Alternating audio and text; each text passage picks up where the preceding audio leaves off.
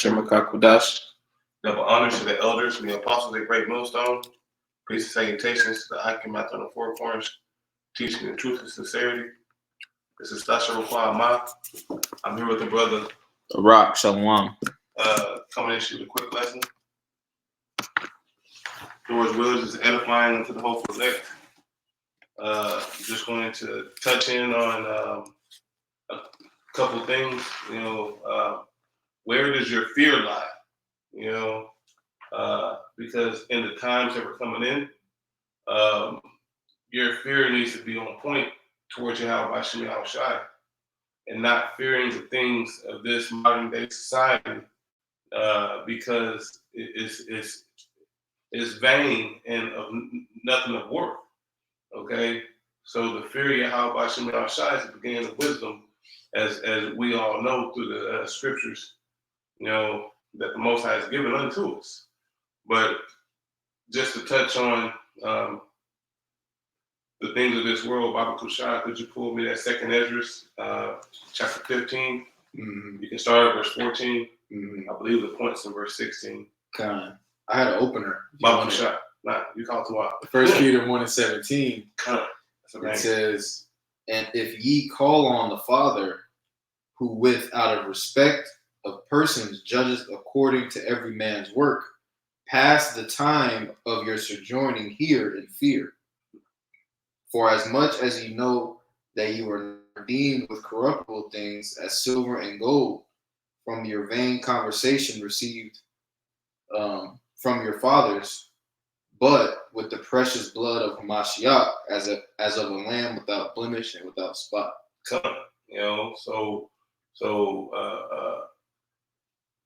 With that being said, we cannot be in a fearful state here in Babylon the Great. Loosely paraphrasing, we can't be in a lackadaisical type mind as well, to have fear of this society. But Babu Shah, you can break it down as well. Yep, just like you're saying. The fear of Esau, the fear of man, is really the last thing we got to be concerned about. Because ultimately, when we enter into this truth, we've entered into really the covenant. Yeah, a pact. A pact. And that pact was solidified by the blood of our Lord Yahweh Shai. So this is a very serious matter. And again, like the brother said, we're examining where your fear is, right? Our fear should be in a certain place, and that is primarily with Yahweh Shai. Fuck everything else. Exactly. You got it. When we start at 14. Baba Kushai, start at 14. This is 2 Ezra 15-14. It says, "Woe to the world and them that dwell therein." See, woe, death, destruction to this world. You already know it's about to go away, but continue. It says, "For the sword and their destruction draweth nigh, and one people shall stand up to fight against another, and swords in their hands." And Yahweh Shai has made us watchmen, right? We are supposed to sit and watch, the tribulation to come. All right, and this tribulation is going to come upon these 2/3. Esau. Well, first and foremost, Esau.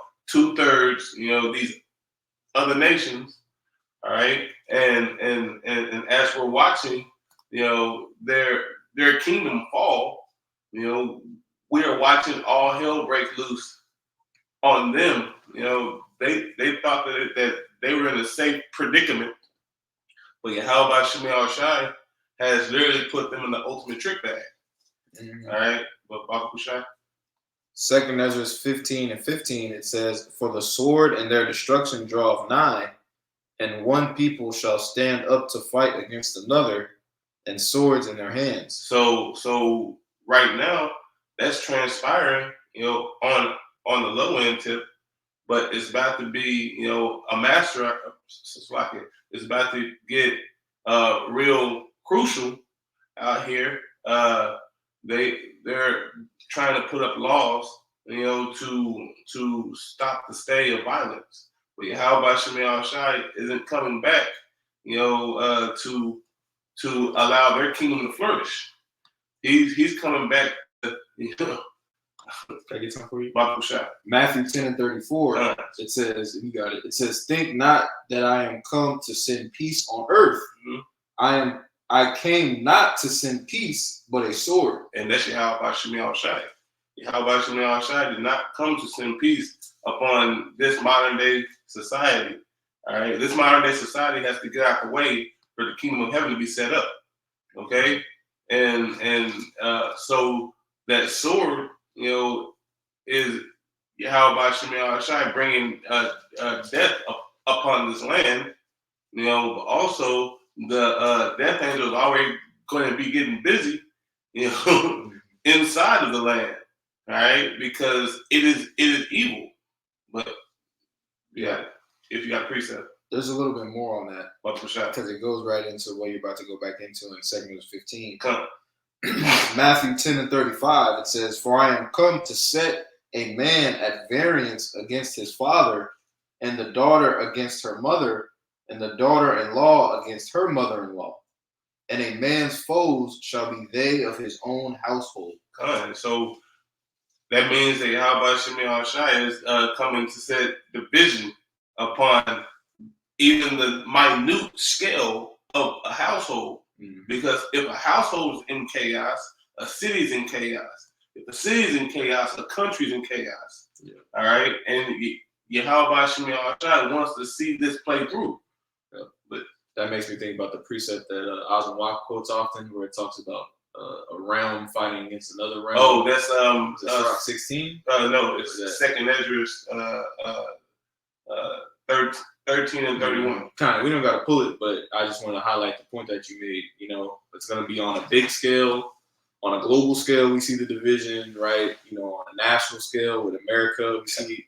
But even like the scriptures are saying, even down to your own household. Yeah.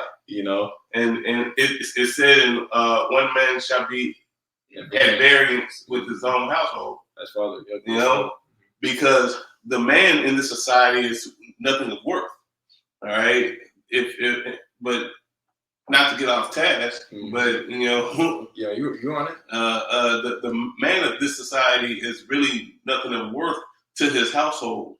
All right, but they need him for protection and for stability. But you got it. This is 2 Ezra chapter 15 and verse 16. I'm sorry, I'm going to read verse 15 again. It says, "For the sword and their destruction draweth nigh, and one people shall stand up to fight against another, and swords in their hands. For there shall be sedition among men, and evading one another.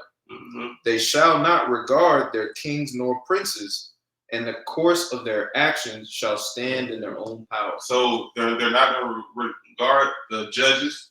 They're not going to regard the police officers. All right, because they're not going to be able to protect them in that day. All hell's about to break loose. So where does your fear lie? Where are you going to, acquire power, mental fortitude to get through the said perils? All right. Yeah. Can I get a definition real quick? Biblical shot. Because basically what that verse 16 is describing, like you're going into, is anarchy. Yep. Pure, unadulterated chaos. Yeah. All hell in these streets. Firing off. This is the definition of that word, anarchy. It says, a state of disorder due to absence or non-recognition of authority or other controlling systems. And that's what's already popping off in Chicago. Mm-hmm. That's what's popping off in New York due to the so-called immigration crisis. Right. And that's being scattered throughout all the courses of America, mm-hmm. or Babylon the Great. So holy hell, more is to come. Yahweh Shemi Shai has set this up to emasculate it, to make it bigger. Man, that's heavy. That's heavy because that Matthew 10 that we just read, right? And we know that prophecies, they take place over the course of time. Like the Lord will plant a seed and then let it grow. It'll grow. So what we're reading here in 2 Ezra 15, like what the brother's breaking down, that's the maturation. That's what all this is leading to. There's going to come a point where all this animosity, all this, variance on the internet, and, it's like not to overspeak, It's all gonna blossom into the fulfillment of what we're reading right here. You know, because all this is through the fear of Yahweh Shem Yahweh Shai. All right, and if you don't have the fear of Yahweh Shem Yahweh Shai, and you are still, lackadaisically minded in the fear of Esau, Edom, you're going to lose. All right, Yahweh Shem Yahweh Shai has set up a protection for those that fear Him. All right, but for those that don't, Baba Kushai, could you pull that Second Esdras 9 starting at 11? Because it's a special thing to fear Yahweh Shem Yahweh Shai. Everybody don't have it. All right, but those that do is going to overcome. Yeah. All right. This is Second Ezra chapter 9 and verse 11. It says, "And they that have loathed my law while they had yet liberty, and when as yet place of repentance was open unto them, understood not, but despised it." See, those that loathe Yahweh Shem Yahweh Shai's law, but yet kept the things of Esau, Edom, they still despise Yahweh Shem Yahweh Shai. You can continue. Yeah. Verse 12, it says, "The same must know it after death by pain." So they're going to know the will, strength, and power of Yahweh Shem Yahweh Shai after they go through that judgment, death by pain. Okay? And that's, Kohaloim Yahweh Shem Yahweh Shai, because that's dividing the tares from the wheat. That's separating, those that fear and those that, have no admiration at all. All right, but you can continue.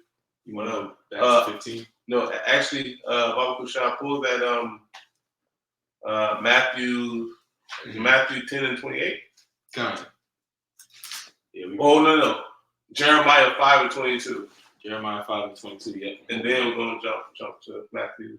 This is Jeremiah chapter 5 and verse 22. It says, "For my people is foolish, and they have not known me. They are sottish children, and they have none understanding. They are wise to do evil, but to do good they have no knowledge." And that's the nation, or that's 2/3 of the nation of Israel right there. They don't know the will, strength, and power of Yahweh Shem Yahweh Shai. They don't know that their power has already set up a position of defense for them. All right, they are still going off Esau, Edom. They're still going off of what Esau can do for them, instead of what Yahweh Shem Yahweh Shai has already blessed them with. But you want me to keep going on this? I mean, you want to go to Matthew? Baba Kushai, Matthew 10, 28, I believe. Okay. This is Matthew chapter 10 and verse 28. It says, "And fear not them which kill the body." Mind if I read up a verse? Baba Kushai. Matthew 10 and 27, it says, "What I tell thee in darkness, that speak ye in light. And what ye hear in the ear, that preach ye upon the housetops. And fear not them which kill the body, but are not able to kill the soul." So proclaim this openly. All right, proclaim this, from the rooftops. And it says, "Fear not them that can destroy the body, but fear him that can destroy." Continue, Baba. Matthew 10 and 28 again. It says, "And fear not them which kill the body, but are not able to kill the soul, but rather fear him which is able to destroy both soul and body in hell." So fear him that can destroy your body and your spirit in hell. Hell is a condition, right? A condition, where you serve out your judgment. All right, and we're in hell right now. So Yahweh Shem Yahweh Shai can destroy your body and your spirit in this place. If you do said things that are against his will, aka taking the MOTB.